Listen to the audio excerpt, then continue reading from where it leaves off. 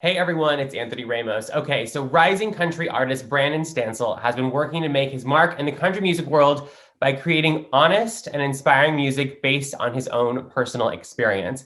Now Brandon is telling his story in a new documentary called 3 Chords and a Lie. And today I'm very excited to welcome Brandon and some of his very close friends to have a conversation about the film and to discuss Nashville's evolving acceptance of the LGBTQ community. So hello, Brandon, how are you? Hi, I'm good. Thanks for having me. I'm excited to be doing this and be here with you and my GLAAD family. So thanks for pulling this all together. Absolutely. We are also joined by the film's producer and director, Trent Atkinson. How you doing, Trent? I'm good. How's everyone else? And then we have Grammy nominated and trailblazer, Ty Herndon. Ty, how's it going? I'm good. But Brandon, if you were going to do your hair, I shouldn't have done mine. The world we're living in, I never do my hair anymore.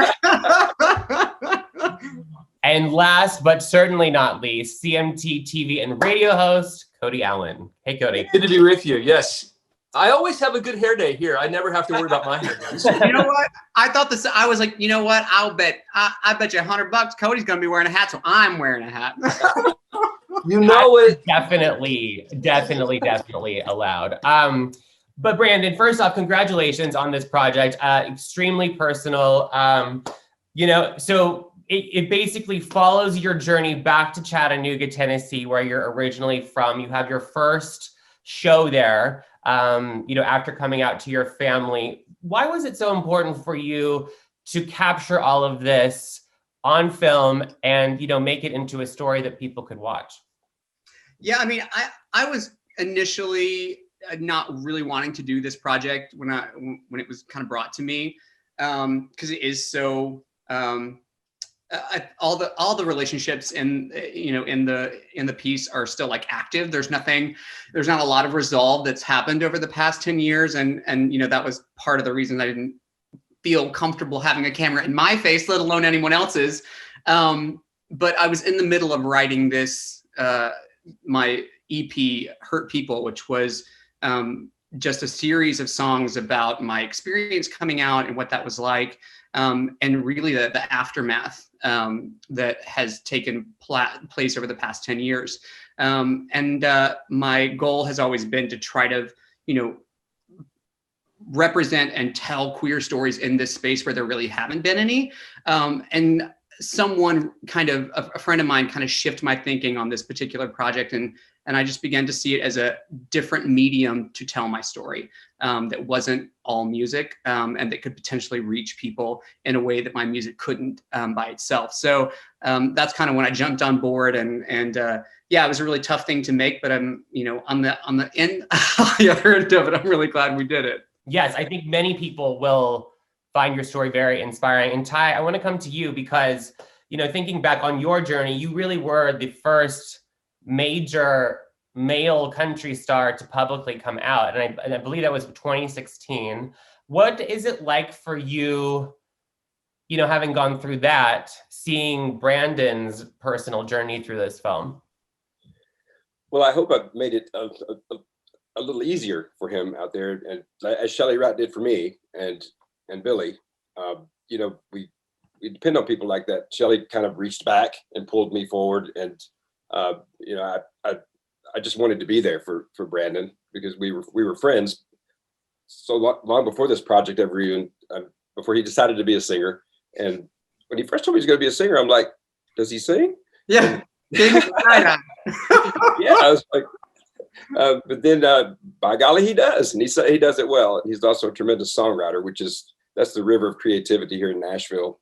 That's just a major part of really, I would say, this fitting in. Like Brandon knows this. If I'm sitting down with a group of kids and talking to them about coming to Nashville and being a singer, a songwriter, I'm like, guys, it's just like getting a degree in anything that you do in life. You're going to come to Nashville, then study your craft, be the best at it. Be the best singer, the best songwriter, and lead with that.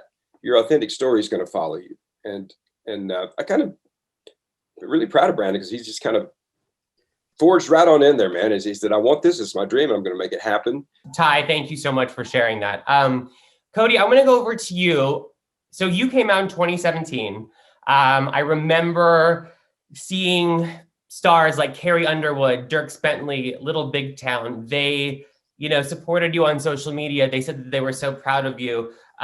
What is your take on where Nashville and country music is at when it comes to acceptance of LGBTQ, music artists like Brandon and Ty? Well, it's so interesting to me that I'm here and that Ty's here and that Brandon's here, because we each kind of have our journey, and if not for the other, maybe that journey would not have happened. So, and Ty talks about Shelley, and I talk about Ty, and Brandon talks about the story and the journey that he's been on. And I think there are steps being taken, and every step leads to another. And I think we're getting closer and closer to a time where there is an outpouring of acceptance. I would say right now, though, that there's still skepticism probably in the country music world about, okay, what does it mean if you are a country music singer, songwriter, and gay? Is the audience going to accept you or not? I would say that for the most part, the industry is very accepting. It's just a matter, I think, of some fear with the audience at times. But my experience tells me also that the audience, from my standpoint, has been overwhelmingly loving and kind to me. And I would say, Ty and Brandon, when you play concerts, you get nothing but love back. People want to hear great songs. They want great music. They want, to hear the stories. That's what country music is. It's authenticity and realness. And so the fact that Brandon's documentary talks so much about like his struggle with all this, and that he writes about it, to me was so moving. And I think the audience will always go back to, a great song, a great story. And that's why I think that we're getting closer to a time where there is more love and acceptance. But I think there's still some skepticism here. I agree. And you meant to say when we used to play shows, right? Well, putting COVID aside, Exactly. We're not going to give her any attention. No. When you go to these concerts, and I've got a chance to get to a lot of them over the years, and festivals, and visiting all kinds of artists who come from all different walks of life and opinions and politics and whatever, in red states and blue states. I've had the chance to go to these places, and I'm overwhelmed that every time I go, there's always someone who comes up and says something to me about, I really admire you. I really appreciate what you said, and stepping out and being yourself, whether they disagree or agree or whatever. There is a sense that I think people want to love, and they want to believe in somebody who's being honest and being real. And that goes back to sort of the songs and the music. That's what country music at its heart really is that reality. And I think all of our stories sort of speak to that in a real authentic way. Man, I wish that I could go back and do all my music feeling as authentic as I am today. I mean, I've literally had fans and people in the industry walk up to me and say, "Man, you're better today." And I always say the same thing. I'm like, well, I was still gay back then, but I should have told you. So there's a thing about being able to walk out on that stage and do a song like What Mattered Most that I did two different ways. And now I do it both ways. I start off the original way, and I end up to the authenticity of where I'm at today. And I think they always come to their feet. I think even that particular story is kind of a telltale sign of like how far we've come, because sometimes it doesn't really feel like we've come that far until you like actually talk about a story like that in a song like that.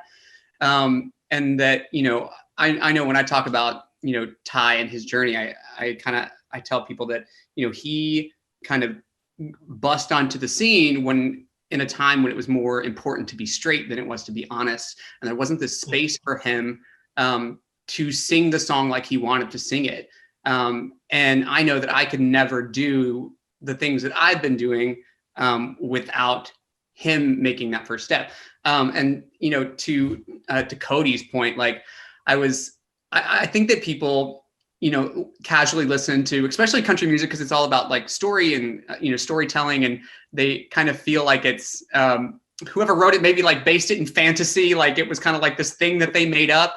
And I have found that, especially with my stuff, the thing that people always gravitate towards is the songs that are based in just the hard reality, good and bad. But I remember writing Hometown back in 2016 and just putting it away and thinking I would never touch that song or, sing that song, because I didn't feel like anybody beyond people like us could relate to a song like that. And I remember singing it for the first time out here in Los Angeles, and there was a buddy of mine, his girlfriend came up and was like, I should have written that song, straight white woman.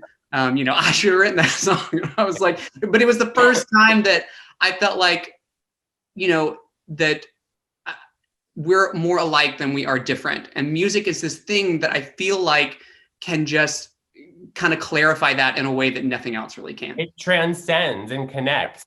Trent, I want to come to you. So you are the producer and director of this amazing documentary about Brandon and his journey back to Chattanooga. Tell me about your involvement in this and why it was important for you to be a part of telling this story. Yeah, I'd worked with Brandon and Ryan a few times before. I'd done all these music videos and known him for a while. So when it came into this sort of picture, I got really excited because I knew Brandon's, personal story to a degree. And sort of touching on what everyone else is saying, I feel like I'm not a country music person. So I have this outsider's view of America and country. And I just saw it as an opportunity to tell a small story that could just at the perfect time have a much bigger effect.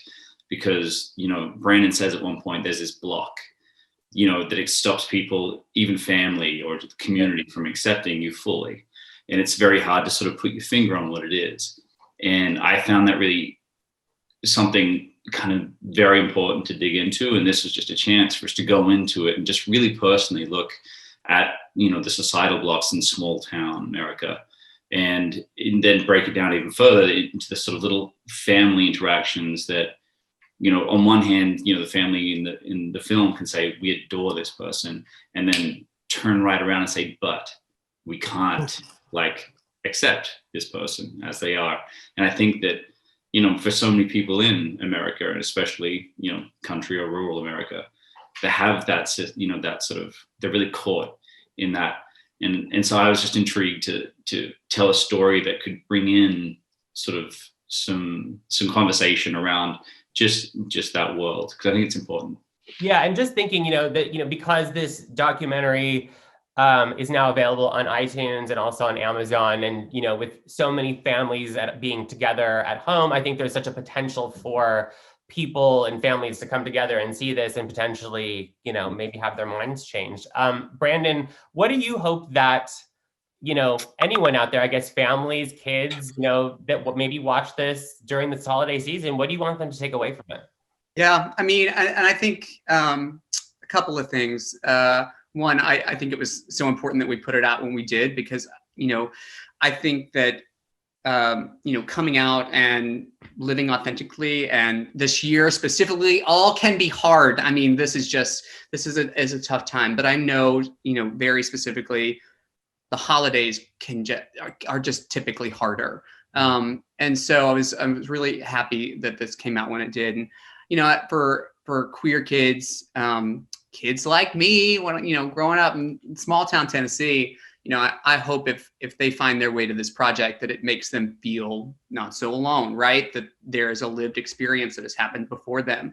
And yeah, I think mine kind of was an extreme situation, but that there is kind of hope and beauty on the other side of things.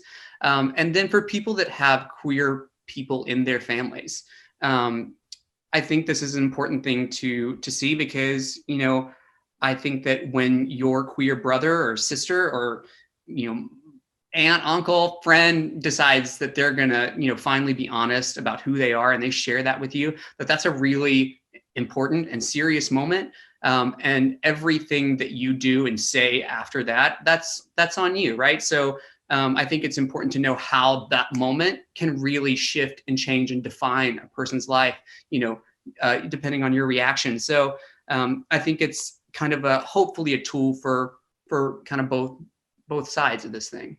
Absolutely. Ty, I want to come back to you. Thinking about your 2016 to now, although it's only 4 years, it's like an entire lifetime and change and that's happened for you. And thinking about the new music that you have out, Regifted just came out. Like, how different is your life now that basically you are able to, have that journey and come out? And like you said, you think you make better music now and you're better than you were even, when you were hiding and staying closeted. Well, it's like I have one life instead of 5. It's just, I got a life that's flowing in one direction, and I can put all of my energy in that direction. My personal life, my career, and I feel like I have a career now. I just never felt that way before. So I feel like I'm doing things that matter. I'm doing the projects that I want to do. But being authentic and living in these bones, in this body, in this bones and blood,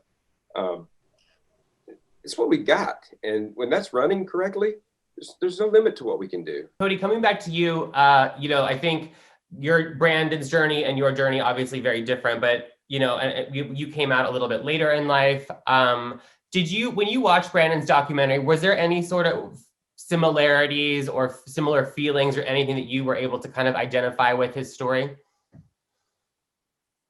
Well, I was really moved by it. I feel like, and by the way, Brandon, it's so well done. From the beginning to the end, and sort of the metamorphosis that you see, the way you talk about going back home and the way you feel, even the stories about the way you held your hands. I mean, all these tidbits that I think anyone who has struggled with accepting who they are can relate to in some way, though the story may be different. So yeah, there was definitely that fear and sadness that I immediately reflected on, because I remember going through that, like, for years for me, just trying to figure out what I do with who I am, and will anyone love it? Will anyone love me? And I could relate to Brandon on those levels. I think also when I consider like the moment you tell other people about yourself and come out to your family, friends, and then the industry and whoever, I can relate to that moment of pushing the button on social media to say, this is who I am. And I could sense that even the concert that you see at the end of the documentary, where Brandon plays and his mom's there and family and friends, just the fear of kind of walking in that room and having the strength and confidence to be able to play for the people that you love, not really knowing what they might say. I could relate to that as well, because I felt like I was there on the day I came out to some degree, certainly differently, but it takes strength. It takes some depth of finding who you are in your heart and soul. And again, congratulations on the project, Brandon. I just think it's so moving, and I was so touched by it. Well, I appreciate that. And I always have to throw all of the credit to, Trent and my manager out here who started this whole thing. But because again, it wasn't something that I really wanted to do, and I couldn't have ever pieced it together like they did.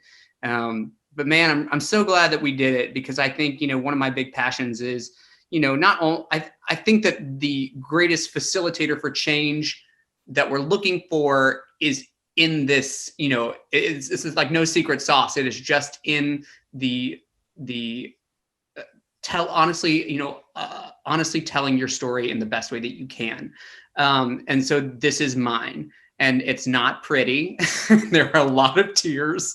And I even as like I talk about kind of being on the other side, it's really not that in some ways too, because obviously like Trent was like poking the bear the whole time, and it was really hard to go home and play and play these songs that I've written about, these people in my life, my family, just to have, have them sitting there. Obviously I thought it was a good idea to dismiss my band, and I was like, I'm going to play this by myself. Big mistake. All right. Yeah, I'm so proud of this, and I hope my greatest hope is that it just finds the people that it needs to find. Because I really do think that it can do some good. It absolutely will. Trent, do you have any final thoughts on? Go ahead, Ty. I was going to say, weren't you playing a show with me when you played the guitar on the stage for the very first time? Yes. So anyone that knows me knows that guitar, I play to write. I don't play to play, because that's just embarrassing. No, but Ty invited me to this show down the street at Rockwell, and I was like, you know what? I'm going to do this. I'm just going to play. Fearless. Whatever happens, happens. And Ty hears me in sound check, and he's like, sounds good. Just remember, I was at the first show that Casey Musgraves, when she played for herself for the first time. And I was like, great. And so I pocketed that little gem. And then when I got up to sing that night, I prepped the audience. I was like, Ty told me that he was at the first show that Casey ever played guitar by herself, and she had to stop and start about 4 or 5 times. So what I'm saying to you now is that if I don't have to stop and start this song 5 times, I am better than Casey Musgraves. You got it.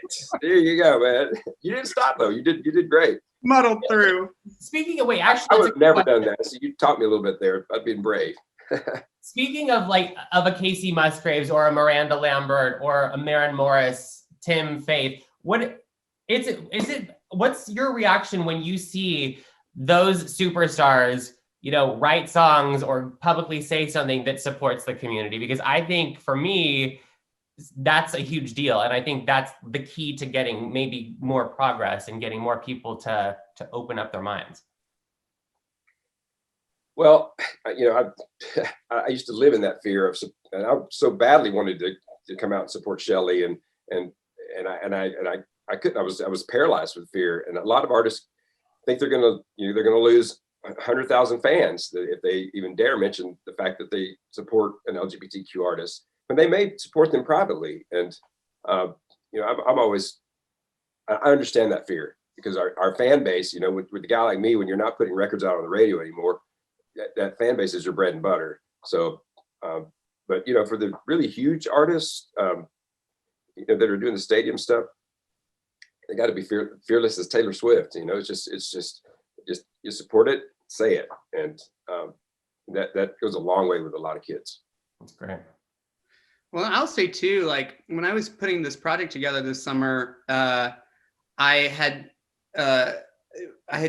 played Hurt People a couple of times. CMT's, I think, Pride round this past summer, I think, was the first time I played it publicly, I think. So I was kind of working on it here and there, and ended up sending it to Cam to ask her if she wanted to, sing BGVs on it.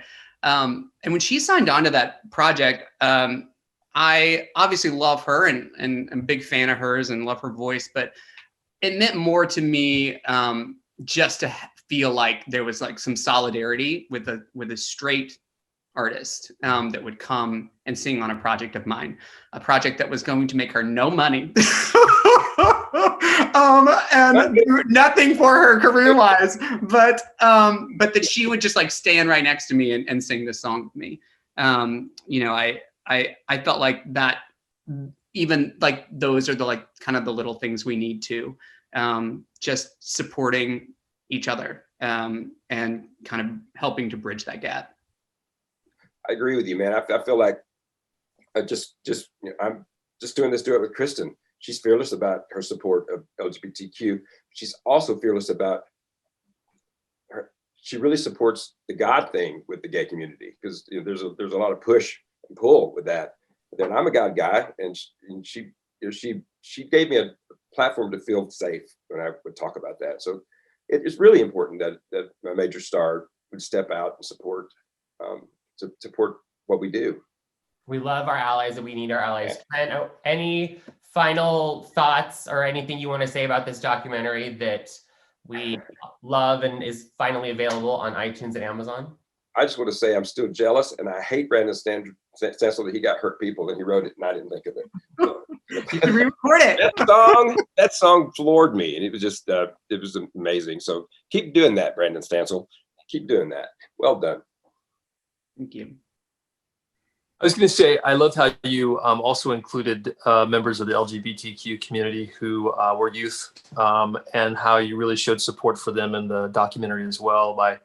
And again, it's really your story. It's your struggles. It's some of the sadness and emotions that you've gone through, Brandon, and the triumph and metamorphosis that we see sort of take place within that hour. But also you injected some great stories from other people who had their own struggles to share that were obviously completely relatable to how you were feeling as well, but also highlighting the struggles of youth and what they face by coming out at a young age. So thanks for doing that. And Ty Herndon and Brandon Stansel have more talent in their pinky finger than I have in my entire body. So thank you very much. I'm honored to be on any Zoom call at any time with either one of you. And to Trent as well. So thanks for doing a great job of just making an amazing documentary. Congratulations. Thank you. I appreciate that. And I'll just say one thing to that. That was Trent's idea to kind of broaden the scope there. And man, I think it's so important because I think I think the temptation for people watching this is to say, oh, what a sad story. That's unique to him. That doesn't happen anymore. That was 10 years ago. And you interview these kids and you're like, oh, that wheel's still going. It's still turning. There's nothing, that has, broken it yet. So it was to take this, obviously my experience, but to kind of amplify that, it's not unique to me. It happens to kids all the time. And the saddest thing about it is it doesn't have to be that way. So I think it's a really important part of the doc. I'm glad we got it in there. So glad. Trent, do you want to say, we got 4 minutes left before we got to wrap up. Sorry, I don't have the premium Zoom, but Trent, did you want to say anything else before we close? Yeah, I actually just off the back of what Brandon said and what Cody was touching on, one of the things that makes me happiest about the film is that when we did the interviews with the kids from Launchpad and who were in, without doubt, the most challenging situations of the people, at least openly, that we talked to, homelessness and absolute disconnection from family and often society, they were also often the most optimistic and forward-looking, and it was a real shock to us on the day. And I think that if there is a button to take away from this, it's that we all, in our own way, coming out as queer or just living a queer life and being who we are, there is a fear attached to taking a big step and just sinking into your honesty. But everyone in the film who does take that step then gets to pivot and see the way forward authentically and actually happily, as Ty is talking about. And everyone in the film who isn't doing that or able to really tap into their honesty, you can see the difference, like in terms of family and stuff. And so if there is a message, it's that step into, authenticity is, I think the way forward, for Brandon, for music, for anyone just living their life. And I hope that's something we see more of. I hope so too. Everyone, thank you so much. Cody, reminder everyone, you can see Cody on the radio, on CMT, on TV, everywhere. Ty's new album, Regifted, is out now, so go stream that. And of course, reminder everyone that Brandon and Trent's amazing documentary called 3 Chords and a Lie is available right now to stream on iTunes and Amazon. Congratulations. I hope to see you all in person very soon. Fingers crossed. Hey, boys.